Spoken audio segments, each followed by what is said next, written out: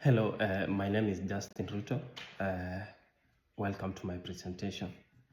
So in relation to the case, my first responsibility is to ensure that the youngest children remain safely supervised at the school. This reflects the ASW Code of Ethics Section 2.1, which emphasizes respect for persons and the practitioner's duty to avoid harm, and Section 4.3, which requires social workers to act with responsibility and prioritize safety.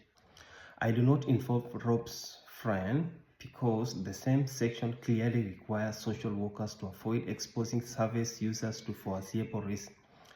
I will work collaboratively with police and child protection in line with Section 511, which states that the best interest and safety of service users must be paramount in all professional decisions.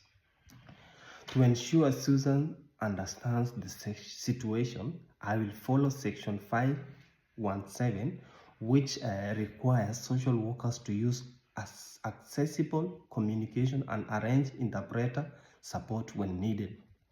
I will conduct a holistic risk assessment as described in Practice Standard 6, and I seek supervision and maintain records in alignment with Practice Standard 8 and Section 5.5 of Code, which outlines requirements for accurate and accountable documentation. So in this situation, I'll reflect on whether I am communicating clearly and appropriately for Susan's literacy needs as required by ASW Code of Ethics Section 517, which states that information must be accessible and interpreters used when necessary. I will question whether the urgency of the situation is impairing my judgment, guided by Practice Standard 6, which stresses the need for careful, balanced decision-making under pressure.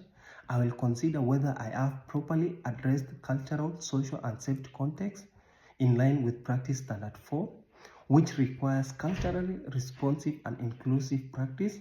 I will also reflect on my transparency about potential child protection involvement as required by Section 5.27, which states that service users must be informed whenever their self-determination may be limited by statutory processes.